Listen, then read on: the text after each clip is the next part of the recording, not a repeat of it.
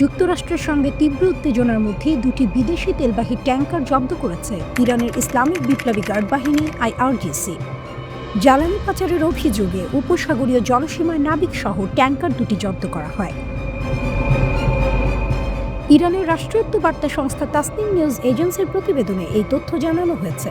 ওদিকে ইসরায়েল কি এবার যুদ্ধের প্রস্তুতি নিচ্ছে বা তারই আগে জনগণকে অস্ত্র দিয়ে আবার রক্ষা করার কথা বলছে? মধ্যপ্রাচ্যের উত্তেজনা দিন দিন বাড়ছে। শুধু সুদূর সীমান্তে জাঁকিয়ে বসে প্রতিরক্ষা বাহিনী নয়, ইসরায়েলের নেতারা এখন জনগণকে নিরাপদ আশ্রয় স্থাপনে প্রস্তুত থাকতে বলছেন।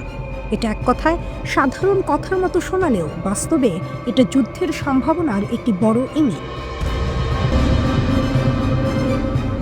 একজন উচ্চপদস্থ ইসরায়েলি মন্ত্রী, অভিজ্ঞ নেতা আভিগদর লিবারম্যান বললেন, এখনই আমাদের প্রস্তুতি নিতে হবে। লক্ষ লক্ষ মানুষকে আশ্রয় দিতে সক্ষম নিরাপদ স্থান তৈরি করতে হবে। তিনি আরও মনে করিয়ে দেন যে পুরো যুদ্ধ শুরু হবে কিনা এটা আসলে মার্কিন প্রেসিডেন্টের উপরই নির্ভর করছে। ইসরায়েল মনে করছে ইরান থেকে ক্ষেপণাস্ত্র বা সামরিক হামলার ঝুঁকি বাস্তব। সেই ভয় থেকেই সরকারিভাবে নিরাপদ আশ্রয়ের কথা বলা হচ্ছে। ইসরায়েলের নিরাপত্তা বাহিনী সম্প্রতি বেসামরিক এলাকায় আকাশ প্রতিরক্ষা সিস্টেম স্থাপন করছে এমন খবর এসেছে ইসরায়েলি মিডিয়ায়। এই প্রতিরক্ষা ব্যবস্থা এমন জায়গায় রাখা হয়েছে যেখানে সাধারণ মানুষ থাকে, বাস করে, দোকানে যায়। এই প্রতিরক্ষা ব্যবস্থা তৎক্ষণাৎ কাজ করার জন্য প্রস্তুত রাখা হয়েছে, মানে এটি সরাসরি ক্ষেপণাস্ত্রকে লক্ষ্য করে আকাশে ছোঁড়া যাবে। যদিও সরকার বলছে এটি স্রেফ সুরক্ষা ব্যবস্থা, কিন্তু সামরিক বিশ্লেষকদের মতে এমন পদক্ষেপ হলে সে এলাকাগুলোই হয়ে উঠতে পারে লক্ষ্যবস্তুর মতো। যুদ্ধ হলে ইরান যদি বড় ধরনের ক্ষেপণাস্ত্র ছুড়ে, তবে সেই প্রতিরক্ষা ব্যবস্থা ও এর আশেপাশের অঞ্চলগুলোই সবচেয়ে বেশি নিশানায় পড়তে পারে। এটা প্রথমবারের মতো নয় যে ইসরায়েল এমন প্রতিরক্ষা ব্যবস্থা নিচ্ছে। আগেও তারা একই ধরনের প্রতিরক্ষা ব্যবস্থা বসিয়েছে যখন ইরানের সঙ্গে ক্ষেপণাস্ত্রের বিনিময়ে বড় সংঘর্ষ হয়েছিল, বিশেষ করে জুন 2025-এর 12 দিন ব্যাপী সংঘাতে। সেই সময় ইরানের ক্ষেপণাস্ত্র ও ড্রোন একাধিকবার ইসরায়েলে হামলা চালায়। অনেক এলাকায় মানুষ বোম শেল্টারে আশ্রয় নিয়েছে, আবার অনেকের বাসভবন ক্ষতিগ্রস্ত হয়েছিল। ইরান বারবার সতর্ক করেছে, যদি মার্কিন বা ইসরায়েলের হামলা ঘটে তারা তা নীরবে সহ্য করবে না। তারা বলেছে যে কোনো আক্রমণের জবাব ইসরায়েলকে দেবে, এমনকি ইরানের সীমানার বাইরে পর্যন্ত। ইরানের একজন শীর্ষ উপদেষ্টা আলী শামখানি ইউরোপীয় শক্তিগুলোকে এই হুঁশিয়ারি দিয়েছেন, কারণ তারা ইরানের সঙ্গে পারমাণবিক আলোচনায় যথেষ্ট ভূমিকা নিচ্ছে না। ইসরায়েলের সেনাবাহিনীর প্রধান ইয়াল জামির ওয়াশিংটনে জরুরি আলোচনায় গেছেন। বার্তা হচ্ছে, ইরান শুধু পারমাণবিক কর্মসূচি নয়, মিসাইল ও সামরিক শক্তি বাড়াচ্ছে। ইসরায়েল সরকার আশঙ্কা করছে, মার্কিন প্রেসিডেন্ট যদি পারমাণবিক সমঝোতায় ক্ষুদ্র আপেক্ষিক ছাড় দেয়, তাহলে ইরানের ক্ষেপণাস্ত্র প্রোগ্রাম রয়ে যাবে, যা ইসরায়েলের নিরাপত্তার জন্য বিপজ্জনক হতে পারে।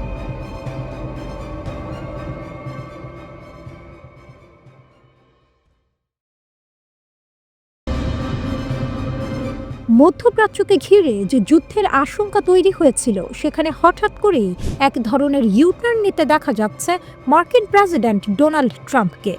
যে ট্রাম্প কিছুদিন আগেও সামরিক শক্তি প্রদর্শনের মাধ্যমে ইরানের ওপর সর্বোচ্চ চাপ প্রয়োগ করছিলেন, তিনিই এখন বলছেন তিনি চান ইরান আলোচনার পথে আসুক। ট্রাম্প সাংবাদিকদের বলেন, আমি আশা করি তারা এমন কিছু নিয়ে আলোচনা করবে যেটা গ্রহণযোগ্য। তাদের সেটা করা উচিত, কিন্তু আমি নিশ্চিত নই তারা করবে কিনা। এই বক্তব্যটি আসে ঠিক এমন এক সময়ে যখন বিভিন্ন প্রতিবেদনে দাবি করা হচ্ছিল যুক্তরাষ্ট্র 31 জানুয়ারি থেকে 1 ফেব্রুয়ারির মধ্যে ইরানের ওপর সামরিক হামলা চালাতে পারে, এমনকি সম্ভাব্য যুদ্ধের তারিখ পর্যন্ত ফাঁস হয়ে যায় বলে আলোচনা চলছিল। কিন্তু বাস্তবে দেখা গেল হামলার বদলে ট্রাম্প হঠাৎ করে উত্তেজনা কমানোর ইঙ্গিত দিলেন। এই প্রেক্ষাপটে ইরানের সর্বোচ্চ নেতা আয়াতুল্লাহ আলী খামেনির এক শীর্ষ উপদেষ্টা যুদ্ধের গুজব উড়িয়ে দেন। তিনি বলেন, যুক্তরাষ্ট্র ও ইরানের মধ্যে আলোচনা এগোচ্ছে এবং পরিস্থিতি এখনও নিয়ন্ত্রণের বাইরে যায়নি। তবে যুক্তরাষ্ট্রের ভেতরে সবাই বিষয়টিকে এতটা আশাবাদীভাবে দেখছেন না। মার্কিন সংবাদ মাধ্যম এক্সিওসের এক প্রতিবেদনে বলা হয়, যুক্তরাষ্ট্রের শীর্ষ কর্মকর্তারা এখনও ইরানের সদিচ্ছা নিয়ে সন্দিহান। তাদের দাবি, ইরান এখনও ট্রাম্প প্রশাসনের প্রস্তাবিত চুক্তির শর্তগুলো মেনে নেওয়ার মতো স্পষ্ট ইচ্ছা দেখায়নি।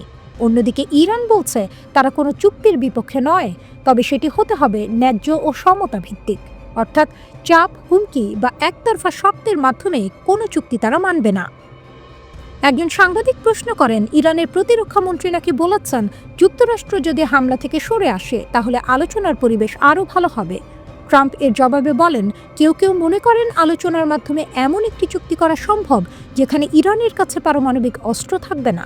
তিনি বলেন, ইরান এখনও যুক্তরাষ্ট্রের সঙ্গে কথা বলছে, তবে তারা শেষ পর্যন্ত রাজি হবে কিনা সেটা তিনি জানেন না। ঠিক সেই সময়েই ইরান হরমুজ প্রণালীতে 2 দিনের লাইভ ফায়ার নো মহড়া শুরু করেছে।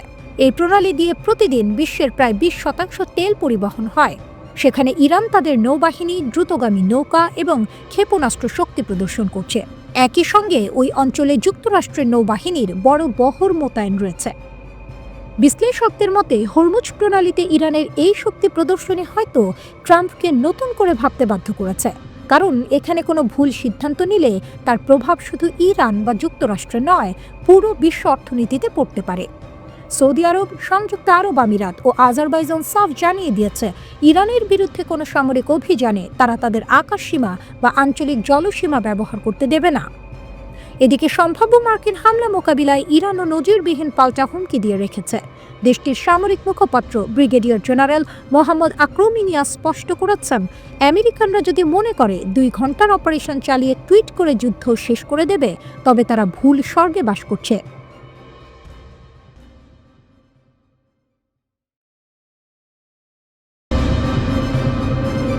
আমেরিকা, ইসরায়েল আর ইরানের মধ্যে কথার যুদ্ধ যা ক্রমশ তীব্র হয়ে উঠছে। ডোনাল্ড ট্রাম্প আর ইসরায়েলের প্রধানমন্ত্রী বেনিয়ামিন নেতানিয়াহুর ফ্লোরিডায় মিটিংয়ের পর এই উত্তেজনা চরমে পৌঁছেছে। ট্রাম্প সরাসরি হুমকি দিয়েছেন, আর ইরান থেকে এসেছে কঠিন জবাব। একটি বাক্যযুদ্ধে পরিস্থিতি ক্রমশ তীব্র এবং জোরালো হয়ে উঠছে। ডোনাল্ড ট্রাম্পের একটি হুমকি আর ইরানের দৃঢ় প্রতিক্রিয়া। মিসাইল, পারমাণবিক অস্ত্র এবং লাল রেখা আবারও আলোচনার কেন্দ্রবিন্দুতে এসেছে, যখন ওয়াশিংটন শক্তি প্রয়োগের ইঙ্গিত দিচ্ছে, আর ইরান সতর্ক করেছে যে এর ফলাফলের প্রভাব ভুলে যাওয়া যাবে না। প্রথমে ট্রাম্পের কথা। নেতানিয়াহুর পাশে দাঁড়িয়ে তিনি বলেছেন, আমি আশা করি ইরান আবারও নিউক্লিয়ার বা মিসাইল প্রোগ্রাম বাড়ানোর চেষ্টা করছে না। যদি করে তাহলে আমরা খুব তাড়াতাড়ি সেই বিল্ড আপ ধ্বংস করে দেব। তিনি আরও বলেছেন যে আগের স্ট্রাইকের চেয়ে পরেরটা আরও শক্তিশালী হতে পারে। এমনকি B-2 বিমানের 37 ঘন্টার ফ্লাইটের ফুয়েল নষ্ট করতে চান না। এটা প্রথমবার যে ট্রাম্প সরাসরি ইরানের কনভেনশনাল মিসাইল প্রোগ্রামকেও টার্গেট করেছেন, যা ইরান তাদের প্রতিরক্ষার মূল অস্ত্র বলে মনে করে। ইরানের জবাব এসেছে তাৎক্ষণিক এবং কঠোর। প্রেসিডেন্ট মাসুদ পেজেশকিয়ান সোশ্যাল মিডিয়ায় লিখেছেন, যদি নতুন কোনো আগ্রাসন হয় তাহলে জবাব হবে এতটাই কঠিন যে আগ্রাসীদের পস্তাতে হবে, আর সেই পস্তানো ভুলতে পারবে না। সুপ্রিম লিডার খামেনির উপদেষ্টা আলী শামখানি বলেছেন, ইরানের মিসাইল ক্ষমতা কারো অনুমতির অপেক্ষায় নেই। কোনো ভুল হিসাব হলে জবাব হবে কল্পনার বাইরে। ইরান বারবার বলছে তাদের নিউক্লিয়ার প্রোগ্রাম শান্তিপূর্ণ। IAEA এর ইন্সপেকশন হয়েছে, অস্ত্র বানানোর কোনো প্রমাণ নেই। মিসাইলেও শুধু প্রতিরক্ষার জন্য চারপাশে আমেরিকান বেজ আর শত্রু দেশ থাকলে এটা তাদের ঢাল। এখানে ইরানের শক্তির কথা বলতেই হবে। জুন 2025-এ ইসরায়েল আর আমেরিকা মিলে ইরানের নিউক্লিয়ার সাইটে বড় হামলা করেছে। অনেকে ভেবেছিল ইরান অনেকটা দুর্বল হয়ে যাবে, কিন্তু মাত্র 6 মাসের মধ্যে ইরান ফিরে এসেছে আরও শক্তিশালী হয়ে। তারা নতুন নিউক্লিয়ার অগ্রগতি ঘোষণা করেছে, রাশিয়ার সাহায্যে 3টে স্যাটেলাইট লঞ্চ করেছে, মিসাইল ড্রিল চালিয়েছে। এটা দেখাচ্ছে ইরানের রেজিলিয়েন্স বা সহনশীলতা কতটা। স্যাংশন, যুদ্ধ, চাপের মধ্যেও তারা পিছু হচ্ছে না। এই আত্মবিশ্বাসই তাদের শক্তি। রাশিয়া এর মধ্যে শান্তির আহ্বান জানিয়েছে। ক্রেমলিন বলছে সংযম রাখতে হবে, ডায়ালগ দরকার, এসকেলেশন কারো জন্য ভালো না। কিন্তু ট্রাম্প আর নেতানিয়াহু যেভাবে কথা বলছেন তাতে মনে হচ্ছে তারা ফোর্স দেখাতে প্রস্তুত। ইরানও বলছে তারা চুপ করে থাকবে না। এটা ডিপ্লোম্যাসি নয়, এটা ডিটারেন্সের খেলা, কে কতটা শক্তিশালী তা দেখানো। এই উত্তেজনা খুবই বিপজ্জনক। একটা ভুল হিসাব হলেই কথার যুদ্ধ সত্যিকারের যুদ্ধে রূপ নিতে পারে। মধ্যপ্রাচ্যে আবার আগুন জ্বললে তার প্রভাব পুরো বিশ্বে পড়বে। ইরানের এই দৃঢ়তা দেখাচ্ছে তারা প্রস্তুত। মস্কো সংযমের আহ্বান জানিয়েছে। ক্রেমলিন সংলাপের জন্য আহ্বান জানিয়েছে এবং সতর্ক করেছে যে কোনো পদক্ষেপ যা অঞ্চলকে বিস্তৃত সংঘর্ষের দিকে ঠেলে দিতে পারে তা গ্রহণযোগ্য নয়। রাশিয়া জোর দিয়েছে যে উত্তেজনা কারোর উপকারে আসবে না। ইরানের ভেতরের চলমান অস্থিরতার কারণে ইসরায়েল তাদের যুদ্ধ প্রস্তুতি দ্রুততর করছে। হিব্রু গণমাধ্যমের খবর অনুযায়ী ইসরায়েলের রাজনৈতিক নেতৃত্ব এই বিক্ষোভকে একটি গুরুত্বপূর্ণ ও নাটকীয় ঘটনা হিসেবে দেখছে। তাদের আশঙ্কা, ক্ষমতা হারানোর ভয় থেকে তেহরান হঠাৎ করে ইসরায়েলের ওপর হামলা চালাতে পারে। প্রতিবেদনে বলা হয়, ইসরায়েলি সেনাবাহিনী ইরানকে কেন্দ্র করে বহু ফ্রন্টে যুদ্ধের প্রস্তুতি জোরদার করছে। এই সম্ভাব্য যুদ্ধে ইরান ছাড়াও লেবানন এবং অধিকৃত পশ্চিম তীর অন্তর্ভুক্ত থাকে। থাকতে পারে। এসব প্রস্তুতি ইসরায়েলের দীর্ঘমেয়াদী সামরিক পরিকল্পনার অংশ, যা 2030 সাল পর্যন্ত বিস্তৃত। একজন সিনিয়র ইসরায়েলি কর্মকর্তা চ্যানেল 12-কে বলেন, ইসরায়েল ইরানের বিক্ষোভ নিয়ে প্রকাশ্যে কোনো মন্তব্য করছে না, তবে রাজনৈতিক নেতৃত্ব বিষয়টিকে নাটকীয় ঘটনা হিসেবে দেখছে। প্রতিবেদন অনুযায়ী যুক্তরাষ্ট্র সফরের সময় ইসরায়েলের প্রধানমন্ত্রী বেনিয়ামিন নেতানিয়াহু ইরানের বিক্ষোভ নিয়ে বিভিন্ন আলোচনা ও পরামর্শ করেছেন। আইডিএফ যে যুদ্ধ পরিকল্পনা তৈরি করছে তাতে একটি আশঙ্কাকে গুরুত্ব দেওয়া হচ্ছে। ইরানের শাসক গোষ্ঠী নিজেদের ক্ষমতা রক্ষা করতে ইসরায়েলের উপর হঠাৎ হামলার সিদ্ধান্ত নিতে পারে, যাতে দেশের ভেতরের আন্দোলন দমন করা যায়। প্রতিবেদনে আরও বলা হয়েছে, ইরান ও তাদের আঞ্চলিক সশস্ত্র গোষ্ঠীগুলোর সঙ্গে একটি বড় ধরনের সারপ্রাইজ যুদ্ধ হলে সেখানে প্রথমবারের মতো মহাকাশ থেকে এবং মহাকাশে ইসরায়েলি হামলার সম্ভাবনাও থাকতে পারে। নিউজ ম্যাক্সকে দেয়া এক সাক্ষাৎকারে নেতানিয়াহু বলেন, ইরানের নেতারা নিজেদের জনগণের ভবিষ্যৎ নষ্ট করাচ্ছে। তাদের মতে পরিবর্তন আসবে ইরানের ভেতর থেকে। তিনি বলেন, এটা ইরানি জনগণের বিষয়। আমরা বুঝি তারা কি পরিস্থিতির মধ্যে দিয়ে যাচ্ছে এবং আমরা তাদের প্রতি সহানুভূতিশীল। এরই মধ্যে ইরানের সর্বোচ্চ নেতা আয়াতুল্লাহ আলী খামেনির উপদেষ্টা আলী সামখানি এই সপ্তাহে নেতানিয়াহু ও যুক্তরাষ্ট্রের প্রেসিডেন্ট ডোনাল্ড ট্রাম্পের বৈঠকের পর একটি সম্ভাব্য হামলার ইঙ্গিত দেন। তিনি সামাজিক যোগাযোগ মাধ্যম এক্সে হিব্রু ভাষায় লেখেন, ইরানের প্রতিরক্ষা নীতিতে কিছু প্রতিক্রিয়া হুমকি বাস্তবায়নের আগেই নির্ধারিত থাকে। তিনি আরও লেখেন, ইরানের ক্ষেপণাস্ত্র ও প্রতিরক্ষা সক্ষমতা নিয়ন্ত্রণের বাইরে এবং কোনো অনুমতির প্রয়োজন হয় না। যে কোনো আগ্রাসনের জবাব হবে কঠোর, তাৎক্ষণিক এবং অপ্রত্যাশিত। এই মন্তব্য আসে এমন এক সময় যখন ট্রাম্প বলেছিলেন, ইরান যদি জুন মাসে হামলা হওয়া পারমাণবিক স্থাপনাগুলো পুনর্গঠনের চেষ্টা করে তাহলে যুক্তরাষ্ট্র কঠোরভাবে জবাব দেবে। তবে তুরস্ক শেষ পর্যন্ত ইসরায়েলের সঙ্গে সরাসরি সংঘাতে না গিয়ে তাকে নিয়ন্ত্রণ বা ব্যবস্থাপনার পথ বেছে নিতে পারে। সৌদি আরব ও সংযুক্ত আরব আমিরাতের মধ্যকার উত্তেজনাও কমে যেতে পারে, আর ইয়েমেনের ভেতরের পরিস্থিতি নতুনভাবে আঞ্চলিক হিসাব নিকাশ বদলে দিতে পারে। ইরান যুক্তরাষ্ট্রের প্রেসিডেন্ট ডোনাল্ড ট্রাম্পের কড়া বক্তব্যের জবাব দিয়েছে। ট্রাম্প ট্রুথ সোশ্যালে পোস্ট দেন, তারপরই ইসলামী বিপ্লবের নেতা আয়াতুল্লাহ আলী খামেনির এক জ্যেষ্ঠ উপদেষ্টা পাল্টা প্রতিক্রিয়া জানান। তিনি স্পষ্ট করে দেন, ইরানের নিরাপত্তা নিয়ে কোনো আপোষ করা হবে না। রিয়ার অ্যাডমিরাল আলী সামখানি সতর্ক করে বলেন, মিথ্যা অজুহাতে যদি কোনো বিদেশি শক্তি ইরানের দিকে হাত বাড়ায় তবে সেই হাত দেশটিতে পৌঁছানোর আগেই কেটে ফেলা হবে। তিনি বলেন, এমন জবাব দেওয়া হবে যার জন্য দীর্ঘদিন অনুশোচনা করতে হবে।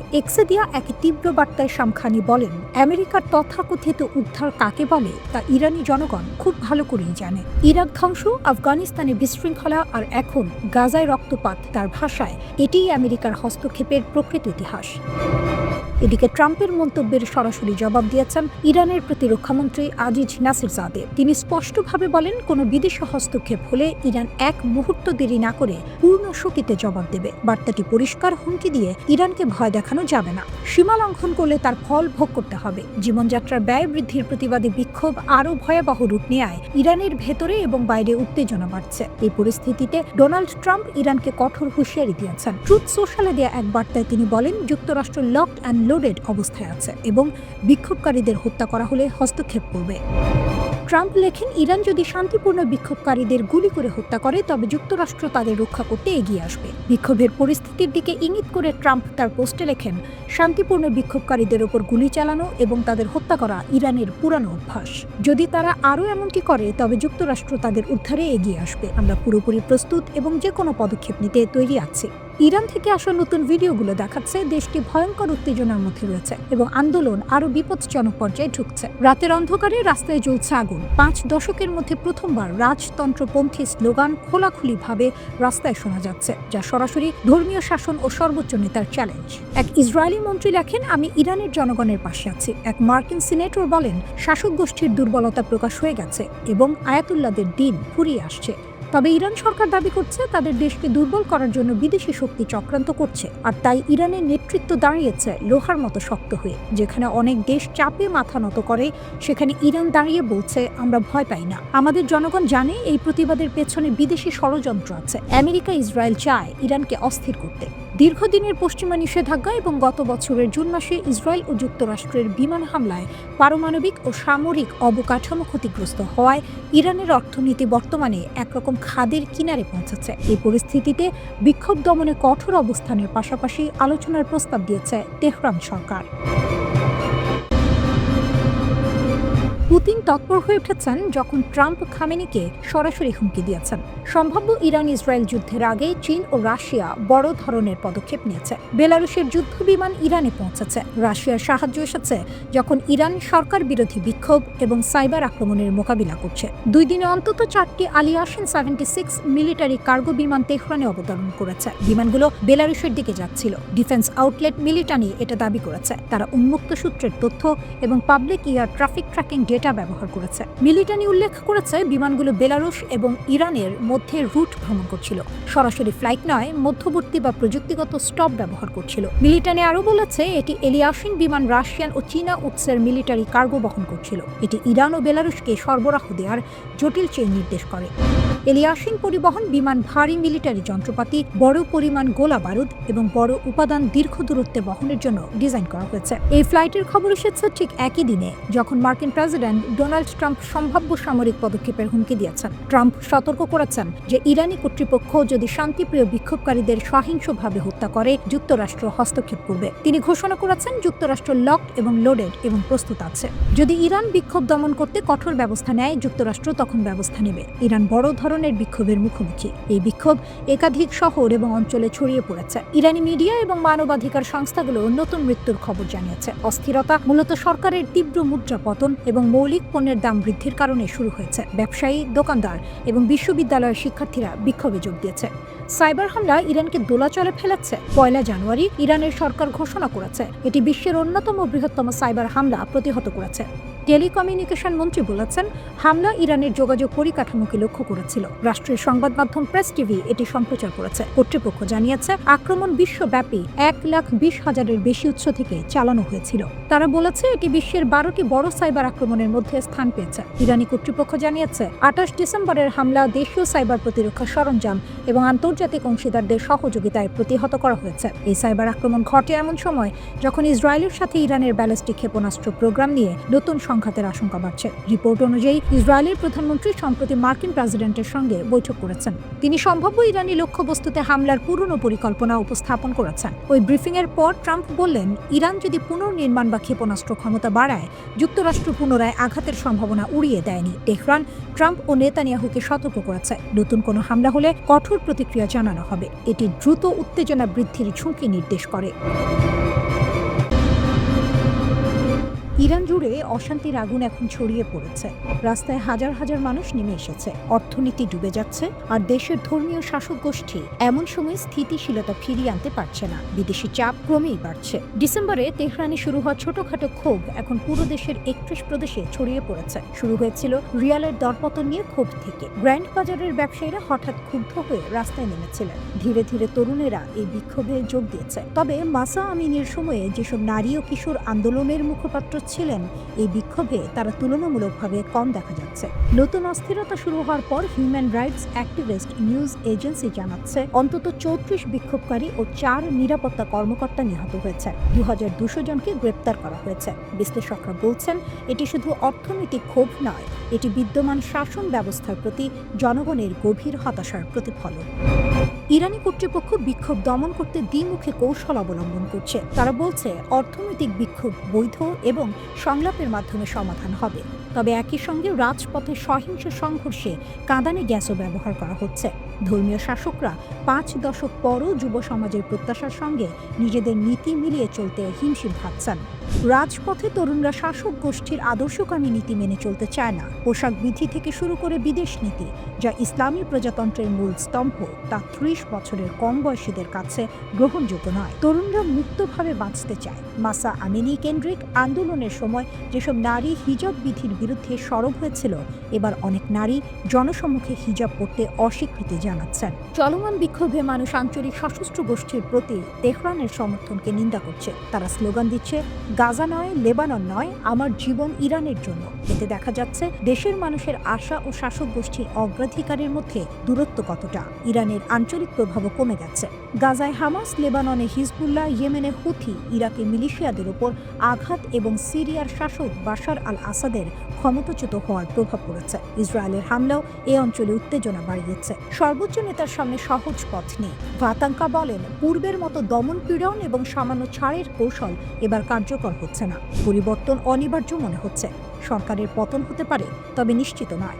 মধ্যপ্রাচ্যের অন্যান্য দেশে দেখা গেছে দীর্ঘকাল ক্ষমতায় থাকা শাসকরা কেবল তখনই পতিত হয় যখন বিক্ষোভ ও সামরিক হস্তক্ষেপ একত্রে ঘটে। যুক্তরাষ্ট্রের প্রেসিডেন্ট ট্রাম্প বলেছেন, নিরাপত্তা বাহিনী যদি নিরস্ত্র বিক্ষোভকারীদের উপর গুলি চালায় তিনি সমর্থন জানাবেন। তবে ইরানের সাধারণ মানুষ চায় না বিদেশি হস্তক্ষেপ, তারা চায় শান্তিপূর্ণ জীবন, বন্ধুত্ব এবং স্বাধীনতা। ইরানের সর্বোচ্চ নেতা আয়াতুল্লাহ আলী খামিনি বলছেন, দেশ শত্রুর কাছে আত্মসমর্পণ করবে না। তবে ৮৬ বছর বয়সী এই নেতা এমন একটি সময়ের মুখোমুখি যেখানে তার নীতি, পারমাণবিক ক্ষেপণাস্ত্র এবং বিদেশি প্রভাব সব চ্যালেঞ্জের মুখোমুখি। ইসরায়েলের প্রধানমন্ত্রী বেনিয়ামিন নেতানিয়াহু বলেছেন, ইরানি জনগণ তাদের ভবিষ্যতের নিয়ন্ত্রণ নিজের হাতে নিচ্ছে, এটি একটি সিদ্ধান্তমূলক মুহূর্ত।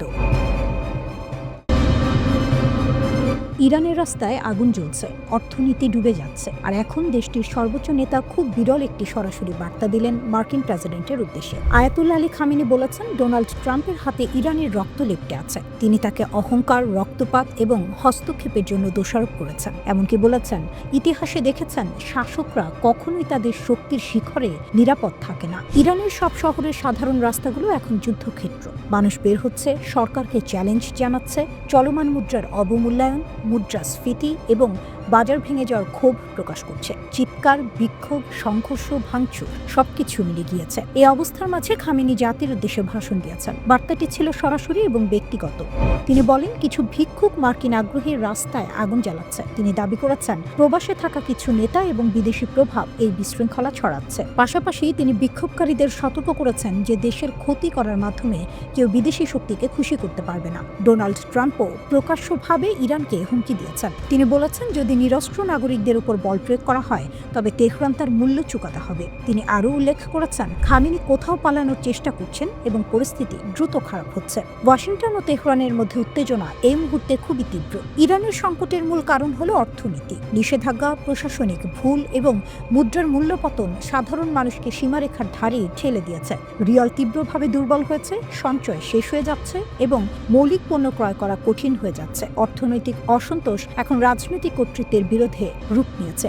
সংকট শুধু ইরানেই সীমাবদ্ধ না, এর প্রভাব আশেপাশের অঞ্চলেও পড়ছে। তুরস্কের এয়ারলাইন্স 17টি ফ্লাইট বাতিল করেছে। বিমান চলাচল স্থগিত করা নিরাপত্তা উদ্বেগ এবং অনিশ্চয়তার প্রমাণ দিচ্ছে। ইরানের ভিতরের পরিস্থিতি যখন ক্রমশ গাঢ় হচ্ছে, তখন এর প্রভাব পুরো অঞ্চলে ছড়িয়ে পড়ছে। ইরানের রাস্তায় খোলা চ্যালেঞ্জ, ছাদ, গলিপথ, ঘর এবং সড়ক। হাজার হাজার মানুষ বের হয়ে চিৎকার করছে, ডিক্টেটরের মৃত্যু হোক। কেউ ভয় পাচ্ছে না। এটার স্থানীয় অসন্তোষ নয়, এটা পুরো দেশের বিদ্রোহ। মার্কিন সেনাবাহিনী নজর রাখছে। সেন্টকম তেহরানে বিক্ষোভ ও সরকারের প্রতিক্রিয়া পর্যবেক্ষণ করছে। F-15E যুদ্ধ বিমান রুটিন রোটেশনের অংশ হিসেবে মোতায়েন করা হয়েছে। বড় কোনো সেনা সমাবেশ নেই, তবে সতর্ক সংকেত স্পষ্ট। ওয়াশিংটন সরাসরি ইরানির জনগণের সঙ্গে কথা বলছে। মার্কিন স্টেট ডিপার্টমেন্ট পারস্য ভাষায় বার্তা দিয়েছে, ইরানিদের তাদের অধিকার রক্ষার জন্য ধন্যবাদ জানাচ্ছে। প্রবাসী ক্রাউন প্রিন্স রেজা পালভি জাতিকে সমর্থন জানাচ্ছেন। তিনি বলেছেন, আরও মানুষ রাস্তায় আসুক।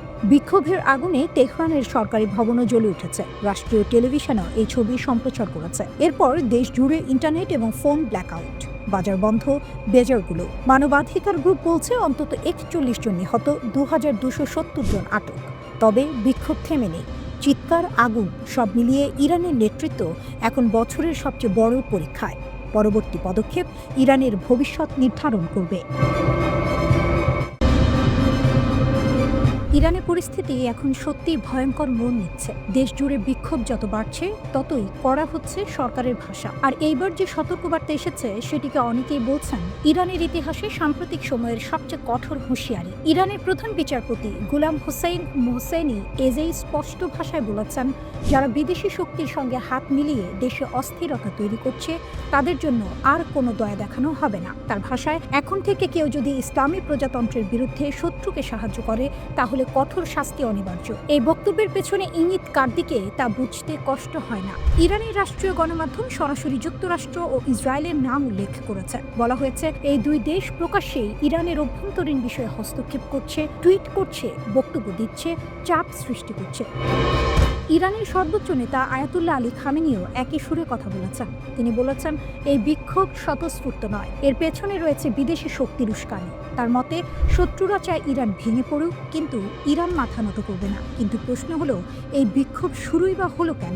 এর শুরু অর্থনীতি থেকে। ডিসেম্বরে তেহরানের গ্র্যান্ড বাজারে দোকানিরা দোকান বন্ধ করে দেন, কারণ ইরানি মুদ্রার ভয়াবহ পতন। এই অর্থনৈতিক ক্ষোভই ধীরে ধীরে রূপ নেয় রাজনৈতিক বিক্ষোভে। বিক্ষোভ ছড়িয়ে পড়ে ইলাম, লোরেস্তান, কেরমানশাহ, হামাদান সহ পশ্চিম ও দক্ষিণ পশ্চিমাঞ্চলে। মানবাধিকার সংগঠনগুলো বলছে, দমন পীড়ন ভয়াবহ আকার নিয়েছে। একটি কুর্দি পর্যবেক্ষক গোষ্ঠীর দাবি, প্রথম 10 দিনেই গ্রেপ্তার হয়েছে 1,500-এর বেশি মানুষ। নিহতের সংখ্যা 35 ছাড়িয়েছে বলে দাবি করা হচ্ছে, যদিও সরকারিভাবে ইরান কোনো সংখ্যা জানায়নি। রাষ্ট্রীয় সংবাদ মাধ্যম অবশ্য বলছে, সহিংসতা হয়েছে। ব্যাংকে আগুন, দোকান লুট, পুলিশের সঙ্গে গুলির লড়াই, এসব ঘটনার কথা তারা তুলে ধরছে। মালিক শাহীতে জানাজার সময় সরকার বিরোধী স্লোগান দেওয়ার পর পরিস্থিতি নিয়ন্ত্রণের বাইরে চলে যায় বলে দাবি করা হয়েছে। এর মধ্যেই আন্তর্জাতিক চাপ বাড়ছে। মার্কিন প্রেসিডেন্ট ডোনাল্ড ট্রাম্প প্রকাশ্যে বলেছেন, যদি ইরানি নিরাপত্তা বাহিনী বিক্ষোভকারীদের ওপর গুলি চালায়, তাহলে যুক্তরাষ্ট্র হস্তক্ষেপ করতে পারে। এই বক্তব্য ইরানকে আরও ক্ষুব্ধ করেছে, কারণ 1 বছরেরও কম সময় আগে ইরানের পারমাণবিক স্থাপনায় যুক্তরাষ্ট্র ও ইসরায়েল হামলা চালিয়েছিল, যাকে ইরান এখনও জাতীয় অপমান হিসেবে দেখে। ইরানের বক্তব্য পরিষ্কার, তারা মনে করে যুক্তরাষ্ট্র ও ইসরায়েল যুগের পর যুগ ধরে ইরানের শত্রু। তাদের ভাষায়, এই দুই শক্তি ইরানের বিজ্ঞানী, কমান্ডার, এমনকি শিশুদের মৃত্যুর জন্য দায়ী। অন্যদিকে মানবাধিকার সংস্থাগুলো সতর্ক করছে, হাসপাতাল থেকে আহত বিক্ষোভকারীদের গ্রেপ্তার করা হচ্ছে, যা আন্তর্জাতিক আইনের সরাসরি লঙ্ঘন। সব মিলিয়ে ইরান এখন এক ভয়ঙ্কর সন্ধিক্ষণে দাঁড়িয়ে। একদিকে চরম অর্থনৈতিক সংকট, অন্যদিকে বিদেশি হস্তক্ষেপের আশঙ্কা।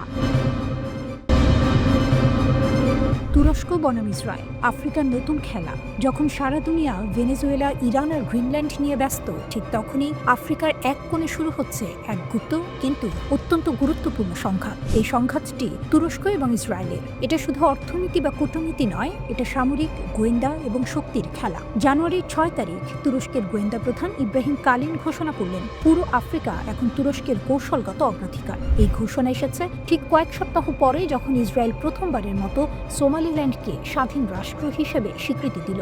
সোমালিল্যান্ড হলো এমন একটি অঞ্চল যা দশকের পর দশক ধরে স্বশাসিত, কিন্তু আনুষ্ঠানিকভাবে সোমালিয়ার অংশ। ইসরায়েলের লক্ষ্য এখানে সামরিক আধার তৈরি করা, যাতে তারা হুথি বাহিনীর হুমকি মোকাবিলা করতে পারে এবং লোহিত সাগরের নৌ পরিবহন রক্ষা করতে পারে। আর তুরস্ক, তারা আফ্রিকার হৃদয়ে নিজের প্রভাব বিস্তার করতে চাইছে, শক্তি, অর্থনীতি এবং কূটনীতিতে সামঞ্জস্য বজায় রেখে।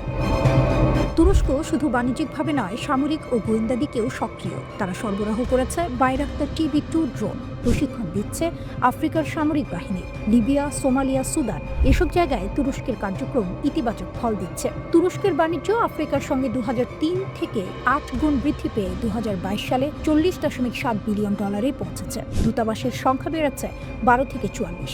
এটি শুধু অর্থনৈতিক প্রভাব নয়, সামরিক ও নিরাপত্তার প্রভাবও। ইসরায়েলের সোমালিল্যান্ড স্বীকৃতি তুরস্কের প্রভাবকে সরাসরি চ্যালেঞ্জ করছে। সোমালিয়া এই স্বীকৃতিকে অবৈধ ঘোষণা করেছে। তুরস্ক, মিশর এবং জিবুতি একসঙ্গে দাঁড়িয়ে ইসরায়েলের পদক্ষেপের বিরুদ্ধে কঠোর প্রতিবাদ জানিয়েছে। তুরস্ক আফ্রিকায় বিনিয়োগ করছে অবকাঠামো, মানবিক সহায়তা, সামরিক প্রশিক্ষণ এবং কূটনৈতিক সমর্থন দিয়ে। এটি শুধু সহমর্যাদা নয়, বরং দীর্ঘমেয়াদী কৌশলগত পরিকল্পনা। আফ্রিকায় শুরু হয়েছে নতুন গ্রেট গেম, সাহেল অঞ্চল, হর্ন অফ আফ্রিকা। এখানে তুরস্কের গোয়েন্দা কার্যক্রম, বিশেষ বাহিনী প্রশিক্ষণ এবং গোপন অভিযান বাড়ছে। ইসরায়েলের পদক্ষেপ তুরস্কের প্যান আফ্রিকান মডেলকে হুমকির মুখে ফেলেছে। এই সংঘাত ভবিষ্যতে শুধু হর্ন অফ আফ্রিকা নয়, পুরো আফ্রিকায় তুরস্ক এবং ইসরায়েলের প্রভাবকে প্রভাবিত করতে পারে। ভেনেজুয়েলা বা ইরান নিয়ে আমরা যতই আলোচনা করি, আফ্রিকা এখন গোপন সামরিক এবং কূটনৈতিক যুদ্ধক্ষেত্র হয়ে উঠেছে। তুরস্ক এবং ইসরায়েলের এই সংঘাত আগামী বছরগুলোতে নতুন মাত্রা যোগ করতে পারে। কে জিতবে আফ্রিকার এই নতুন খেলা?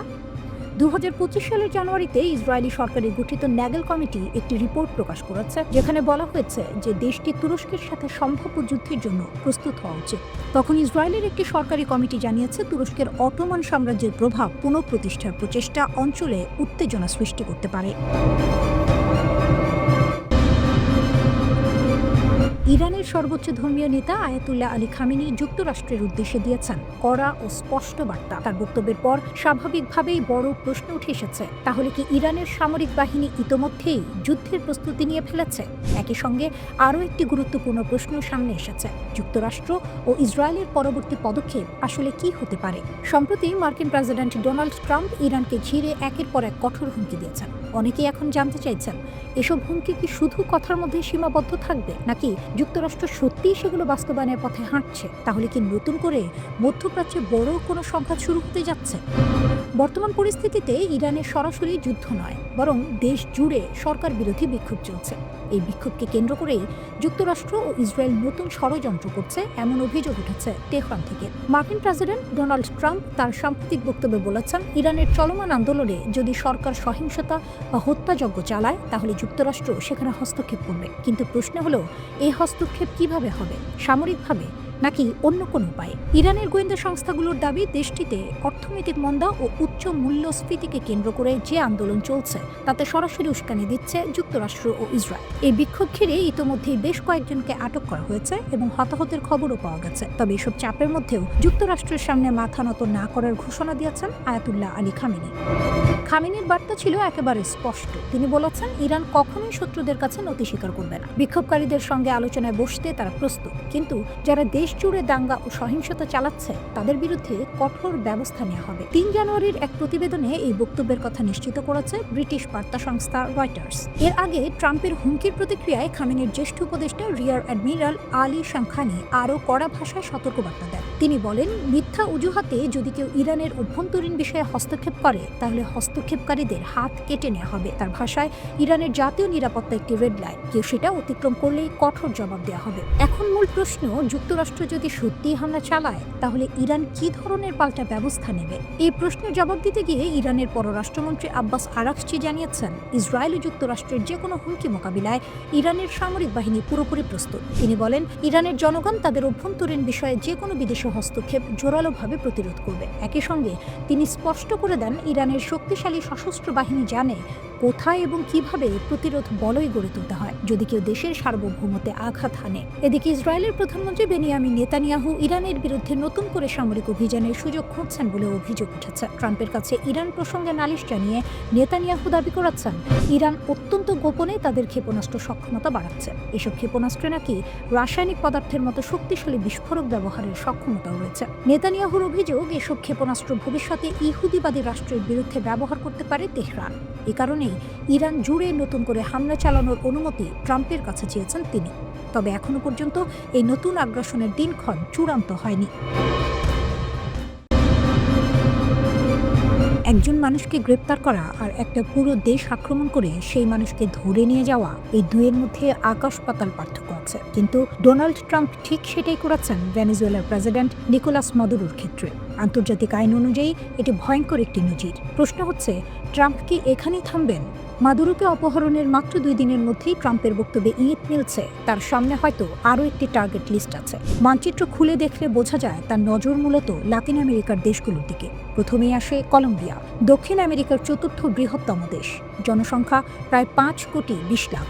দেশটি তেল, সোনা, রূপা ও তামার মতো গুরুত্বপূর্ণ প্রাকৃতিক সম্পদে ভরপুর। কলম্বিয়ার প্রেসিডেন্ট গুস্তাভো পেট্রো দেশটির প্রথম বামপন্থী প্রেসিডেন্ট। ট্রাম্প তাকে একেবারেই পছন্দ করেন না। ট্রাম্প সরাসরি অভিযোগ করেছেন, পেট্রো নাকি কোকেন উৎপাদন ও পাচারের সঙ্গে জড়িত। পরে ট্রাম্প পরিষ্কার করেন, তিনি কলম্বিয়ায় মার্কিন অপারেশন চালানোর সম্ভাবনা উড়িয়ে দিচ্ছেন না। কলম্বিয়া এতে ক্ষুব্ধ। প্রেসিডেন্ট পেট্রো বলেছেন, ট্রাম্প তার বিরুদ্ধে মিথ্যা অপবাদ দিচ্ছেন। পরিস্থিতি চরমে গেলে অস্ত্র হাতে নেওয়ার কথাও বলেছেন তিনি। অর্থাৎ একটি সরাসরি সামরিক সংঘাতের আশঙ্কা তৈরি হয়েছে। এরপর আসে কিউবা, ফিদেল কাস্ট্রোর দেশ, জনসংখ্যা প্রায় 1,10,00,000। কিউবা বহু দশক ধরে মার্কিন নিষেধাজ্ঞার মধ্যে রয়েছে। দেশটির বর্তমান প্রেসিডেন্ট মিগেল দিয়াজ কানেল। মজার বিষয় হলো, কিউবার কথা প্রথম বলেন মার্কিন পররাষ্ট্রমন্ত্রী মার্কো রুবিও। তিনি বলেন, কিউবা গুরুতর সমস্যায় পড়তে পারে। ট্রাম্পের প্রতিক্রিয়া ছিল ঠান্ডা কিন্তু ভয়ঙ্কর। তিনি বলেন, কিউবাকে আক্রমণ করতে হবে না, দেশটি এমনিতেই পড়ে যাবে। এই বক্তব্যও কিউবার জন্য উদ্বেগের কারণ। এরপর মেক্সিকো, যুক্তরাষ্ট্রের সরাসরি প্রতিবেশী, জনসংখ্যা প্রায় 13 কোটি। বর্তমান প্রেসিডেন্ট ক্লোদিয়া শেইনবাউম। ট্রাম্প আগেই মেক্সিকোর উপর বড় অঙ্কের শুল্ক বসিয়েছেন। এবার তিনি মেক্সিকোয় সেনা পাঠানোর কথা বলছেন মাদক কার্টেলের বিরুদ্ধে লড়াইয়ের নামে। ট্রাম্প দাবি করেন মেক্সিকোতে কার্টেল এত শক্তিশালী যে সরকার নিয়ন্ত্রণে নেই। তিনি বারবার বলেছেন মেক্সিকো চাইলে যুক্তরাষ্ট্র সাহায্য করতে পারে সেনা পাঠিয়ে, যদিও সরাসরি হামলার হুমকি নেই, তবুও এটা এক ধরনের চাপের কৌশল। লাতিন আমেরিকার বাইরে একেবারে আলাদা জায়গায় রয়েছে গ্রিনল্যান্ড। এটি ডেনমার্কের অংশ হলেও স্বায়ত্তশাসিত অঞ্চল। তেল, গ্যাস, রেয়ার আর্থ মিনারেল আর আর্কটিক অঞ্চলের কৌশলগত অবস্থানের কারণে ট্রাম্প দীর্ঘদিন ধরেই গ্রিনল্যান্ডে আগ্রহী। তিনি স্পষ্ট বলেছেন যুক্তরাষ্ট্রের জাতীয় নিরাপত্তার জন্য গ্রিনল্যান্ড দরকার, কিন্তু সমস্যা হলো ডেনমার্ক ন্যাটো সদস্য, যুক্তরাষ্ট্রও তাই। যদি যুক্তরাষ্ট্র গ্রিনল্যান্ডে হামলা চালায় তাহলে ন্যাটোর আর্টিকেল 5 অনুযায়ী সেটি হবে এক সদস্যের ওপর আরেক সদস্যের আক্রমণ। এর মানে ন্যাটোর ভবিষ্যতে প্রশ্নের মুখে পড়বে। ইরানও আছে যুক্তরাষ্ট্রের তালিকায়। যুক্তরাষ্ট্র ভেনেজুয়েলার প্রেসিডেন্ট নিকোলা মাদুরোকে অপহরণের ঘোষণা দেওয়ার কয়েক ঘন্টার মধ্যেই ইসরায়েলি রাজনীতিক ইয়ার লাপিদ ইরানের প্রতি হুমকির সুরে কথা বলেছেন। তিনি বলেছেন ইরানি শাসক গোষ্ঠীর উচিত ভেনেজুয়েলায় কি ঘটছে সেদিকে গভীরভাবে নজর রাখা। যুক্তরাষ্ট্রের প্রেসিডেন্ট ডোনাল্ড ট্রাম্প ও ইসরায়েলের প্রধানমন্ত্রী বেনিয়ামিন নেতানিয়াহুর বৈঠকের এক সপ্তাহের কম সময়ের মধ্যে মাদুরোকে জোর করে ক্ষমতা থেকে সরিয়ে দেওয়ার ঘটনা ঘটেছে। ওই বৈঠকে ট্রাম্প ইরানের বিরুদ্ধে নতুন করে হামলা চালানোর হুমকিও দেন। ভেনেজুয়েলার প্রেসিডেন্ট নিকোলাস মাদুরোকে আটক শুধু আঞ্চলিক সংকট নয়, এটি এখন বিশ্বব্যাপী কূটনৈতিক দ্বন্দ্বের সূচনা করেছে। আমেরিকার সেনারা যখন মাদুরোকে আটক করল, চীন হঠাৎ থেমে থাকার রোষ প্রকাশ করল। 2 দশক ধরে লাতিন আমেরিকায় বিনিয়োগ, ঋণ, তেল চুক্তি, কৌশলগত অবস্থান সবই চীনের হাত থেকে ছিনিয়ে যাওয়ার ঝুঁকিতে। পাশাপাশি চীন সরাসরি আমেরিকাকে হুঁশিয়ারি দিল মাদুরো এবং তার স্ত্রী সেলিয়া ফ্লোরেসকে অবিলম্বে মুক্তি দিতে হবে। ভেনেজুয়েলার সরকারকে উৎখাত করার প্রচেষ্টা বন্ধ করতে হবে। সব সমস্যার সমাধান কূটনৈতিক আলোচনার মাধ্যমে করতে হবে। চীন বলল এই ঘটনা গভীরভাবে উদ্বেগজনক। চীনের পররাষ্ট্র মন্ত্রণালয় স্পষ্টভাবে জানিয়েছে যুক্তরাষ্ট্রের এই কাজ আন্তর্জাতিক আইন লঙ্ঘন করেছে। মাদুরো এবং তার স্ত্রী নিরাপত্তা নিশ্চিত করা, অবিলম্বে মুক্তি দেয়া, ভেনেজুয়েলার সরকারকে বেদখল না করার জন্য চাপ দেয়া এবং সব সমস্যার সমাধান কূটনৈতিক আলোচনার মাধ্যমে করার আহ্বান জানানো হয়েছে। কিন্তু চীনের সবচেয়ে বড় উদ্বেগ কেবল কূটনীতি নয়, অর্থ, তেল, প্রভাব সবই জড়িত। গত 2 দশকে চীন ভেনেজুয়েলায় ঢেলেছে $100 বিলিয়ন বেশি ঋণ, অবকাঠামো, শক্তি প্রকল্প, মহাকাশ সহযোগিতা, কৌশলগত বিনিয়োগ সবকিছু। ভেনেজুয়েলার কাছে চীনের ঋণের পরিমাণ প্রায় $15.6 বিলিয়ন। বিনিয়োগের মাধ্যমে চীন লাতিন আমেরিকায় প্রভাব বিস্তার করছিল। ভেনেজুয়েলা হয়ে উঠেছিল চীনের জন্য গুরুত্বপূর্ণ দ্বার। ডোনাল্ড ট্রাম্প ক্ষমতায় আসার আগে হুগো সাভেজের অধীনে ভেনেজুয়েলা চীনের দরজা খুলেছিল, আর এখন মাদুরোকে আটক করার মুহূর্তে তিনি চীনের লাতিন আমেরিকা বিশেষ প্রতিনিধি কুশির সঙ্গে বৈঠক করেছিলেন। চীনের প্রেসিডেন্ট শি জিনপিং গত বছর $9.2 বিলিয়ন ক্রেডিট লাইন ঘোষণা করেছিলেন লাতিন আমেরিকা ও ক্যারিবিয়ান অঞ্চলের জন্য। ভেনেজুয়েলার মূল সম্পদ হলো তেল। বিশ্বের অন্যতম বড় তেল রিজার্ভ এখানে রয়েছে। দৈনিক প্রায় 1 মিলিয়ন ব্যারেল উৎপাদন হয়, যার বেশিরভাগই চীনের কাছে যায়। মাদুরোর আটক শুধু লাতিন আমেরিকার সংকট নয়, এটি এখন বৈশ্বিক শক্তিদ্বন্দ্ব।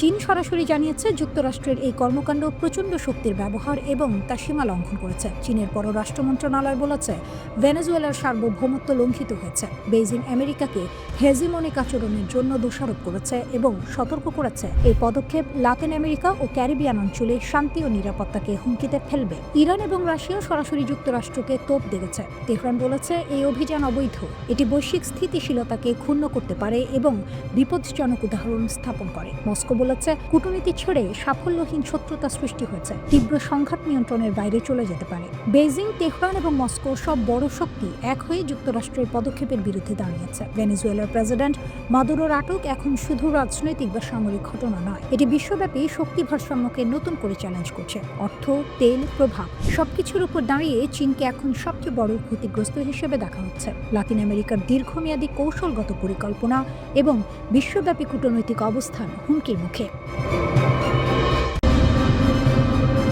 ইরান উত্তাল, আর হঠাৎ করে কেন দেশটির সবচেয়ে শক্তিশালী বাহিনী রেভলিউশনারি গার্ড বলছে নিরাপত্তা নিরাপত্তা আমাদের রেড লাইন। ইরানের ক্ষমতা কাঠামো বোঝা খুব গুরুত্বপূর্ণ। দেশটির সবচেয়ে শক্তিশালী বাহিনী হলো Islamic revolutionary guard corps IRGC। এরা শুধু সেনাবাহিনী নয়, এরা রাজনীতি, অর্থনীতি, নিরাপত্তা সবখানেই প্রভাব রাখে। আর এই বাহিনী সরাসরি সর্বোচ্চ নেতা আয়াতুল্লাহ আলী খামেনির অধীনে কাজ করে। এই প্রশ্নের উত্তর পেতে হলে আমাদের কয়েক ধাপ পেছনে যেতে হবে। প্রথমে আসি বিক্ষোভের কারণের দিকে। ইরানে গত কয়েক বছর ধরে অর্থনীতি ভয়াবহ চাপের মধ্যে আছে। মুদ্রাস্ফীতি নিয়ন্ত্রণের বাইরে চলে গেছে। সাধারণ মানুষের আয় বাড়ছে না, কিন্তু চাল, তেল, গ্যাস সবকিছুর দাম আকাশ ছোঁয়া। এর ফলে ডিসেম্বরের শেষ দিকে মানুষ রাস্তায় নামে। শুরুটা ছিল অর্থনৈতিক প্রতিবাদ দিয়ে, কিন্তু খুব দ্রুত এই আন্দোলন রাজনৈতিক রূপ নেয়। এখন অনেক বিক্ষোভকারী সরাসরি বলছে তারা বর্তমান ধর্মীয় শাসন ব্যবস্থা আর চায় না। লাগাম টানতে শুরু করেছেন ইরানের শীর্ষ নেতা। IRGC এক বিবৃতিতে বলেছে, নিরাপত্তা একটি রেড লাইন। 1979 সালের ইসলামিক বিপ্লবের অর্জন রক্ষা করা আমাদের দায়িত্ব। এর মানে হলো ইরান সরকার মনে করছে পরিস্থিতি হাতের বাইরে যাচ্ছে, এখন আর নরম পথে হাঁটার সুযোগ নেই। এদিকে মাঠের পরিস্থিতি আরো ভয়ঙ্কর হচ্ছে। রাষ্ট্রীয় সংবাদ মাধ্যম বলছে, তেহরানের কাছে কারাজ শহরে একটি সরকারি ভবনে আগুন দেওয়া হয়েছে। সংঘর্ষ এখন দুই পক্ষেই প্রাণ নিচ্ছে। মানবাধিকার সংস্থাগুলো বলছে বহু সাধারণ মানুষও মারা গেছেন, কিন্তু সঠিক সংখ্যা জানা যাচ্ছে না, কারণ সরকার ইন্টারনেট বন্ধ করে দিয়েছে। পশ্চিম ইরানের এক প্রত্যক্ষদর্শী ফোনে জানিয়েছেন সেখানে রিভলিউশনারি গার্ড মোতায়েন করা হয়েছে এবং গুলি চালানো হচ্ছে। এখন প্রশ্ন, এই অস্থিরতা কি শুধু ইরানের ভেতরের সমস্যা? এখানেই আন্তর্জাতিক রাজনীতি ঢুকে পড়ে। যুক্তরাষ্ট্রের প্রেসিডেন্ট ডোনাল্ড ট্রাম্প এবং পররাষ্ট্রমন্ত্রী মার্কো রুবিও প্রকাশ্যে বিক্ষোভকারীদের সমর্থন দিয়েছেন। রুবিও বলেছেন, যুক্তরাষ্ট্র ইরানের সাহসী জনগণের পাশে আছে। ইরান সরকারের কাছে এটি সরাসরি বিদেশি হস্তক্ষেপ, তাই তেহরান শুরু থেকেই যুক্তরাষ্ট্র ও ইসরায়েলের দিকে আঙুল তুলছে। আরও একটি গুরুত্বপূর্ণ চরিত্র এখানে হাজির হয়েছেন, ইরানের শেষ শাহের ছেলে রেজা পাহলভি। তিনি বিদেশ থেকে বিক্ষোভকারীদের আহ্বান জানাচ্ছেন, শুধু রাস্তায় নামলেই হবে না, শহরের কেন্দ্র দখল করতে হবে। পরিবহন, তেল, গ্যাস খাতে ধর্মঘট ডাকতে হবে। কিন্তু এখানেও যুক্তরাষ্ট্র সাবধানী। ট্রাম্প স্পষ্ট বলেছেন তিনি এখনই পাহলভির সঙ্গে দেখা করতে চান না। বিশ্লেষকদের মতে যুক্তরাষ্ট্র আগে দেখতে চায় সরকার টিকে যায় নাকি আন্দোলন জেতে। সবশেষে ট্রাম্প সরাসরি হুঁশিয়ারি দিয়েছেন। তিনি বলেছেন, আপনারা যদি গুলি চালান, আমরাও গুলি চালাতে শুরু করব। এই বক্তব্য পরিস্থিতিকে আরো বিপজ্জনক করে তুলেছে। সব মিলিয়ে ইরান এখন দাঁড়িয়ে আছে এক ভয়ঙ্কর মোড়ে। একদিকে রিভলিউশনারি গার্ডের রেড লাইন, অন্যদিকে জনগণের ক্ষোভ, বিদেশি চাপ এবং নেতৃত্বের প্রশ্ন। কেন এখন ইরানের উপর মার্কিন ইসরায়েল হামলার বিরোধিতা করছে আরব দেশগুলো? কয়েক বছর আগেও চিত্রটা ছিল একেবারে আলাদা। সৌদি আরব, সংযুক্ত আরব আমিরাত সহ অনেক আরব দেশে মনে করত ইরানই মধ্যপ্রাচ্যের সবচেয়ে বড় হুমকি। তাই যুক্তরাষ্ট্র যদি ইরানে সরকার পরিবর্তনের জন্য সামরিক হামলা চালাতো, অনেক আরব দেশ সেটাকে খারাপ চোখে দেখত না। কিন্তু 2025 সালের শেষে এসে পরিস্থিতি নাটকীয়ভাবে বদলে গেছে। আজ সেই আরব দেশগুলোই যারা একসময় ইরানের বিরোধী ছিল, এখন যুক্তরাষ্ট্রকে অনুরোধ করছে ইরানের ওপর হামলা করবেন না। প্রশ্ন হলো, হঠাৎ এই বদল কেন? এর উত্তর লুকিয়ে আছে ইসরায়েলের সাম্প্রতিক আচরণে। ইসরায়েলের গ্রেটার ইসরায়েল পরিকল্পনা গত প্রায় 2.5 বছর ধরে আরব নেতারা এক ভয়ঙ্কর বাস্তবতা সামনে থেকে দেখছেন। ইসরায়েল শুধু গাজায় হামলা চালাচ্ছে না, বরং ধীরে ধীরে পুরো অঞ্চলে নিজেদের প্রভাব বিস্তৃত করছে। ইসরায়েলের কিছু কট্টর নেতা প্রকাশ্যেই বলেছেন তাদের লক্ষ্য একটি গ্রেটার ইসরায়েল, যার সীমানা কি ইরাকের ইউফ্রেটিস নদী থেকে মিশরের নীল নদ পর্যন্ত। এই চিন্তাধারার বাস্তব প্রতিফলন আমরা দেখেছি গাজায় ভয়াবহ গণহত্যা, পশ্চিম তীরে অবৈধ বসতি বাড়ানো, সিরিয়া ও লেবাননের ভূখণ্ডে সরাসরি হামলা। কিন্তু সবচেয়ে বড় ধাক্কা আসে 2025 সালের সেপ্টেম্বর মাসে। কাতারে ইসরায়েলের হামলা আরবদের চোখ খুলে দেয়। সেই মাসে ইসরায়েল সরাসরি হামলা চালায় কাতারে, যে দেশটি আবার যুক্তরাষ্ট্রের ঘনিষ্ঠ মিত্র। আরব নেতারা তখন বুঝে যান আজ কাতার, কাল কে। এর আগে 2025 সালের জুনে ইসরায়েলের চাপে যুক্তরাষ্ট্র ইরানের ওপর বিমান হামলা চালায়, যার লক্ষ্য ছিল ইরানের পারমাণবিক কর্মসূচি ধ্বংস করা। এই ঘটনাগুলো একসঙ্গে আরব বিশ্বকে স্পষ্ট বার্তা দেয় ইসরায়েল এখন পুরো অঞ্চলে একক আধিপত্য চায়। আরব দেশগুলোর আরেকটি হিসাব খুব বাস্তব। ইরান এমনিতেই দুর্বল হয়ে পড়েছে, কঠোর নিষেধাজ্ঞায় অর্থনীতি নড়বড়ে, মার্কিন ইসরায়েল হামলায় সামরিক সক্ষমতা ক্ষতিগ্রস্ত, সিরিয়ায় আসাদ সরকারের পতন, হিজবুল্লাহ মারাত্মক চাপে। আরব নেতাদের মতে এত দুর্বল ইরানের ওপর আবার হামলা অপ্রয়োজনীয়, বরং ইরান যদি পুরোপুরি ভেঙে পড়ে তাহলে তার ফলাফল হবে ভয়াবহ। গৃহযুদ্ধ, শরণার্থী সংকট, জঙ্গিবাদের বিস্তার, যা শেষ পর্যন্ত আরব দেশগুলোকেই ভুগতে হবে। তেল, গ্যাস আর হরমুজ প্রণালী। আরব দেশগুলোর সবচেয়ে বড় দুশ্চিন্তা হলো অর্থনীতি। ইরানে হামলা হলে পাল্টা প্রতিক্রিয়ায় হরমুজ প্রণালী বন্ধ হয়ে যেতে পারে, তেল ও গ্যাস সরবরাহের ভয়াবহ সংকট তৈরি হবে, দাম আকাশচুম্বী হবে। মিশরও আতঙ্কিত, কারণ ইরানে অস্থিরতা বাড়লে লোহিত সাগর ও সুয়েজ খাল ঝুঁকিতে পড়বে, যা মিশরের অর্থনীতির মেরুদণ্ড। বদলে যাওয়া শত্রুর তালিকা। সবচেয়ে বড় পরিবর্তনটি এসেছে হুমকি মূল্যায়নে। একসময় সৌদি আরবের প্রধান শত্রু ছিল ইরান, কাতারের শত্রু ছিল সৌদি, মিশরের চোখে কাতার ছিল অস্থিরতার উৎস। আজ সেই সমীকরণ ভেঙে গেছে।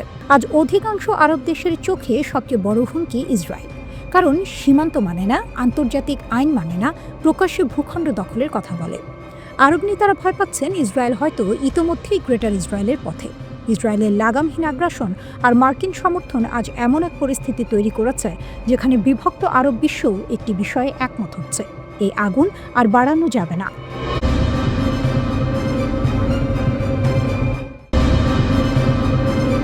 ইরানে চলমান অস্থিরতা এবং সম্ভাব্য যুদ্ধের আশঙ্কার মধ্যে এবার নতুন করে সতর্কতা জারি করেছে যুক্তরাষ্ট্র। জেরুজালেমে অবস্থিত মার্কিন দূতাবাস একটি নতুন নিরাপত্তা সতর্কবার্তা প্রকাশ করেছে, যা স্পষ্টভাবে জানিয়ে দিচ্ছে পরিস্থিতি যে কোনো সময় খারাপের দিকে যেতে পারে। মার্কিন নাগরিকদের বলা হয়েছে তারা যেন তাদের ভ্রমণ পরিকল্পনা নতুন করে পর্যালোচনা করেন এবং হঠাৎ কোনো জরুরি পরিস্থিতির জন্য প্রস্তুত থাকেন।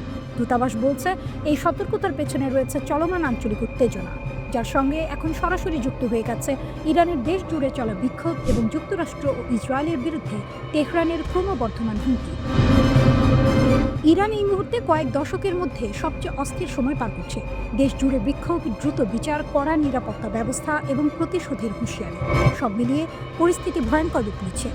ইরানের নেতারা স্পষ্ট করে বলেছেন, যুক্তরাষ্ট্র বা ইসরায়েল যদি হস্তক্ষেপ করে তাহলে তার ফল ভোগ করতে হবে। এই বক্তব্যই পুরো অঞ্চল জুড়ে বড় সংঘাতের আশঙ্কা আরও বাড়িয়ে তুলেছে। এই প্রেক্ষাপটে ইসরায়েলে থাকা মার্কিন নাগরিকদের ব্যক্তিগত নিরাপত্তা বাড়ানোর আহ্বান জানিয়েছে দূতাবাস। সবাইকে বলা হয়েছে সতর্ক থাকতে হবে, সরকারি নির্দেশনা নিয়মিত অনুসরণ করতে হবে এবং পরিস্থিতি দ্রুত খারাপ হলে সঙ্গে সঙ্গে পদক্ষেপ নেওয়ার জন্য মানসিকভাবে প্রস্তুত থাকতে হবে। মার্কিন নাগরিকদের স্টেপ বা স্মার্ট ট্রাভেলার এনরোলমেন্ট প্রোগ্রামে নাম লেখানোর পরামর্শ দেওয়া হয়েছে, যাতে জরুরি অবস্থায় দ্রুত যোগাযোগ করা যায়। পাশাপাশি পাসপোর্ট যেন হালনাগাদ থাকে সেই বিষয়েও গুরুত্ব দেওয়া হয়েছে, কারণ হঠাৎ করেই দেশ ছাড়ার প্রয়োজন হতে পারে। এর আগে মার্কিন পররাষ্ট্র দপ্তর আরও কঠোর একটি সতর্কতা জারি করেছে। ইরানে থাকা সব মার্কিন নাগরিককে অবিলম্বে দেশ ছাড়তে বলা হয়েছে। ভাষাটি ছিল খুবই কঠিন এবং সরাসরি। বলা হয়েছে কোনো ধরনের সাহায্য, সুরক্ষা বা উদ্ধার অভিযান আশা করা যাবে না, অর্থাৎ যদি কেউ সমস্যায় পড়ে যুক্তরাষ্ট্র কিছুই করতে পারবে না। এখনই ইরান ছাড়েও এই বার্তায় কার্যত পৌঁছে দেওয়া হয়েছে মার্কিন নাগরিকদের কাছে। ইরানে চলমান বিক্ষোভ ইতিমধ্যেই ভয়াবহ রূপ নিয়েছে। পুলিশের সঙ্গে সংঘর্ষে বহু মানুষ নিহত হয়েছে। সরকার ব্যাপক ধরপাকড় শুরু করেছে। দেশের বড় অংশে ইন্টারনেট ও মোবাইল নেটওয়ার্ক বন্ধ করে দেওয়া হয়েছে। সরকারের দাবি, এসব বিক্ষোভ বিদেশি শক্তির উস্কানিতে হচ্ছে। মার্কিন ভার্চুয়াল দূতাবাস জানিয়েছে, এমনকি শুধু আমেরিকান পাসপোর্ট বহন করাও গ্রেপ্তারের কারণ হতে পারে। দ্বৈত নাগরিকদের বলা হয়েছে তারা যেন শুধু ইরানি পাসপোর্ট ব্যবহার করে দেশ ছাড়েন। যারা দেশ ছাড়তে পারছেন না তাদের নিরাপদ জায়গায় আশ্রয় নেওয়া এবং খাবার, পানি, ঔষধ মজুত রাখার পরামর্শ দেওয়া হয়েছে। এই সংকটের পেছনে রয়েছে যুক্তরাষ্ট্র, ইসরায়েল ও ইরানের মধ্যে দীর্ঘদিনের উত্তেজনা। গত গ্রীষ্মে ইরানের পারমাণবিক স্থাপনায় যুক্তরাষ্ট্র ও ইসরায়েলের হামলার পর থেকেই পরিস্থিতি আরও খারাপ হয়েছে। প্রেসিডেন্ট ডোনাল্ড ট্রাম্প দাবি করেছেন, ইরানকে পারমাণবিক অস্ত্র তৈরি থেকে আটকাতেই এই হামলা করা হয়েছে, যা ইরান অস্বীকার করছে। হোয়াইট হাউস জানিয়েছে, ট্রাম্প সব বিকল্প খোলা রেখেছেন। প্রয়োজনে সামরিক শক্তি ব্যবহার করতেও তিনি পিছপা হবেন না। ইরান পাল্টা হুঁশিয়ারি দিয়েছে, যুক্তরাষ্ট্র বা ইসরায়েল হস্তক্ষেপ করলে তাদের ঘাঁটি ও সেনারা লক্ষ্যবস্তু হবে। একই সঙ্গে ইরান দাবি করেছে তারা বিদেশি গুপ্তচর ও নাশকতার প্রমাণ পেয়েছে।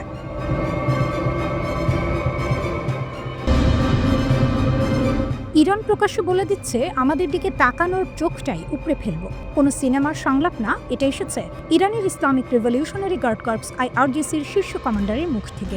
ইরানের IRGC স্থলবাহিনীর প্রধান ব্রিগেডিয়ার জেনারেল মোহাম্মদ কারামি স্পষ্ট ভাষায় ঘোষণা দিয়েছেন, ইরানের সেনাবাহিনী এখন ফুল রেডি। কেউ যদি ভুল করে ইরানের ওপর হামলার চিন্তা করে তাহলে তার জবাব হবে দ্রুত, কঠোর এবং চূড়ান্ত। কারামি বলেন, ইরানের সশস্ত্র বাহিনীগুলোর মধ্যে সমন্বয় এখন সর্বোচ্চ পর্যায়ে। স্থল, আকাশ, সাইবার সব দিকেই প্রস্তুতি চলছে। প্রতিদিন নতুন সক্ষমতা তৈরি করা হচ্ছে, যেন নতুন ধরনের হুমকি এলেই সঙ্গে সঙ্গে মোকাবিলা করা যায়। কিন্তু এখানে একটি গুরুত্বপূর্ণ শব্দ আছে, হাইব্রিড ওয়ার। কারামির দাবি অনুযায়ী ইরান এখন শুধু সামরিক যুদ্ধের মুখে নয়, তারা লড়ছে একসাথে অনেকগুলো ফ্রন্টে: অর্থনৈতিক চাপ, সামাজিক অস্থিরতা, সাংস্কৃতিক আক্রমণ, রাজনৈতিক ষড়যন্ত্র, সাইবার হামলা, নিরাপত্তা হুমকি। অর্থাৎ এটা বন্দুক বনাম বন্দুকের লড়াই না, এটা পুরো সিস্টেম ভেঙে দেওয়ার যুদ্ধ।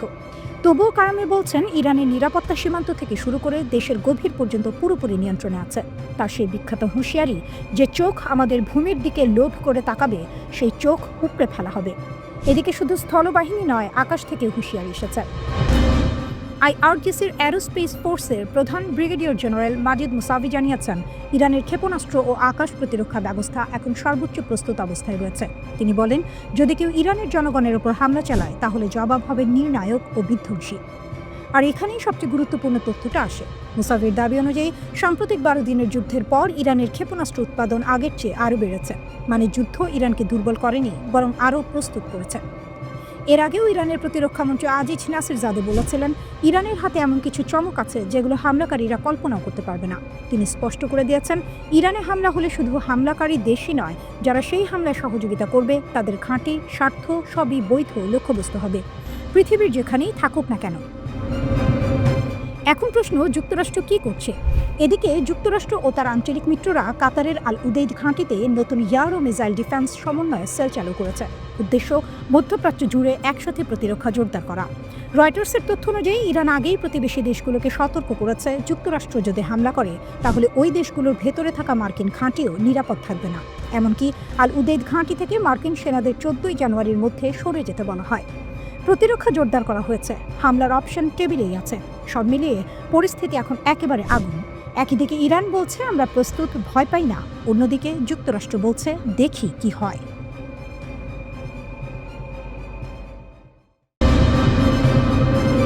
মধ্যপ্রাচ্য এখন এমন একটি অবস্থানে দাঁড়িয়ে আছে যেখানে একটি ছোট আঘাতও ভয়াবহ বিস্ফোরণে রূপ নিতে পারে। পরিস্থিতিটা অনেকটা এমন একটা আগ্নেয়গিরি যেটা ভেতরে ভেতরে ফুটছে, শুধু ফেটে পড়ার অপেক্ষা। এই প্রেক্ষাপটে যদি ইরানে কোনো সামরিক হামলা হয়, তাহলে সেটাকে শুধু একটি দেশের উপর আক্রমণ হিসেবে দেখা যাবে না। ইরানে হামলা মানে পুরো মধ্যপ্রাচ্যে যুদ্ধের অ্যালার্ম বেজে ওঠা। ইরান এই ব্যাপারে একদম পরিষ্কার অবস্থান নিয়েছে। দেশটির শীর্ষ নেতারা বারবার বলেছেন, সীমা পেরোলে পাল্টা জবাব আসবে, আর সেটা হবে বহুমুখী ও বিধ্বংসী। ইরানের পার্লামেন্ট স্পিকার মোহাম্মদ বাকির কালিবাফ সরাসরি যুক্তরাষ্ট্রকে উদ্দেশ্য করে এই হুঁশিয়ারি দিয়েছেন। এমন এক সময় এই বক্তব্য এলো যখন ইরানের ভেতরে সরকার বিরোধী বিক্ষোভ চলছে এবং বাইরের চাপও বাড়ছে। কালিবাফ বলেন, আমেরিকা যদি ইরানে নতুন করে সামরিক হামলার পথ বেছে নেয়, তাহলে শুধু ইসরায়েল নয়, মধ্যপ্রাচ্যে থাকা মার্কিন সামরিক ঘাঁটি ও নৌ পরিবহন কেন্দ্রগুলো ইরানের বৈধ লক্ষ্যবস্তুতে পরিণত হবে। এটা খুবই গুরুত্বপূর্ণ একটি বক্তব্য, কারণ এখানে তিনি শুধু ইসরায়েলের কথা বলেননি, তিনি ইঙ্গিত দিয়েছেন কাতার, সৌদি আরব, কুয়েত ও বাহরাইনে থাকা মার্কিন সামরিক ঘাঁটিগুলোর দিকে। এই দেশগুলো দীর্ঘদিন ধরেই যুক্তরাষ্ট্রের ঘনিষ্ঠ মিত্র। এখান থেকেই মধ্যপ্রাচ্যে অনেক মার্কিন সামরিক অভিযান পরিচালিত হয়। ইরানের বক্তব্য খুব স্পষ্ট, যদি এই ঘাঁটিগুলো ব্যবহার করে ইরানে হামলা চালানো হয়, তাহলে সেগুলোকেও আঘাতের আওতায় আনা হবে। এখন প্রশ্ন হলো, ইরান কি সত্যি এটা করতে পারবে? বিশেষজ্ঞদের মতে, ইরানের সামরিক সক্ষমতা হালকাভাবে নেওয়ার সুযোগ নেই। ইরানের হাতে রয়েছে উন্নত ব্যালিস্টিক ক্ষেপণাস্ত্র, দীর্ঘপাল্লার ড্রোন প্রযুক্তি এবং সবচেয়ে বড় কথা, পুরো মধ্যপ্রাচ্য জুড়ে তাদের আঞ্চলিক মিত্রদের শক্ত নেটওয়ার্ক। লেবাননে হিজবুল্লাহ, ইয়েমেনে হুথি, ইরাকে সশস্ত্র গোষ্ঠী। সব মিলিয়ে ইরান এমন একটি অবস্থানে আছে যেখানে চাইলে তারা একসাথে একাধিক ফ্রন্টে চাপ তৈরি করতে পারে। এ কারণেই সামরিক বিশ্লেষকরা বলছেন, ইরানে হামলা হলে সেটা কখনোই সীমিত থাকবে না, সংঘাত ছড়িয়ে পড়বে পুরো অঞ্চলে। তেলের বাজার অস্থির হবে, নৌপথে ঝুঁকির মুখে পড়বে এবং বিশ্ব অর্থনীতিতেও বড় প্রভাব পড়তে পারে। তবে এখানে একটি গুরুত্বপূর্ণ বিষয় আছে, ইরান যে এত কড়া ভাষায় হুঁশিয়ারি দিচ্ছে, তা যুদ্ধ শুরু করার জন্য নয়, বরং যুদ্ধ ঠেকানোর কৌশল হিসেবেই দেখছেন অনেক বিশ্লেষক। ইরানের দৃষ্টিতে যুক্তরাষ্ট্র ও ইসরায়েল তাদের নিরাপত্তার সবচেয়ে বড় হুমকি, কারণ মধ্যপ্রাচ্যের বিভিন্ন দেশে থাকা মার্কিন ঘাঁটি ও নৌবহর ব্যবহার করেই ইরানের বিরুদ্ধে হামলা চালানো হতে পারে। তাই ইরান আগেই পরিষ্কার করে দিচ্ছে, আমাদের ভূখণ্ডে আঘাত এলে সেই হামলার উৎস ও সহযোগী সবাই বৈধ লক্ষ্য হবে। এর পেছনে আরেকটি রাজনৈতিক হিসাবও আছে। দেশের ভেতরে বিক্ষোভ ও চাপের সময় বাইরের হুমকি সামনে এনে জাতীয় সংহতি জোরদার করা, এটা বহু রাষ্ট্রই করে থাকে। ইরানের ক্ষেত্রেও বিষয়টি ব্যতিক্রম নয় বলে মনে করছেন বিশ্লেষকরা। সব মিলিয়ে বলা যায়, মধ্যপ্রাচ্য এখন চরম উত্তেজনার এক বিপজ্জনক মোড়ে দাঁড়িয়ে। একটি ভুল সিদ্ধান্ত, একটি অপ্রয়োজনীয় আঘাত, আর তাতেই গোটা অঞ্চল ঢুকে যেতে পারে এমন এক সংঘাতে যার আগুন ছড়িয়ে পড়বে অনেক দূর পর্যন্ত। এই আগ্নেয়গিরি কি ফাটবে, নাকি শেষ মুহূর্তে কেউ ব্রেক টানবে?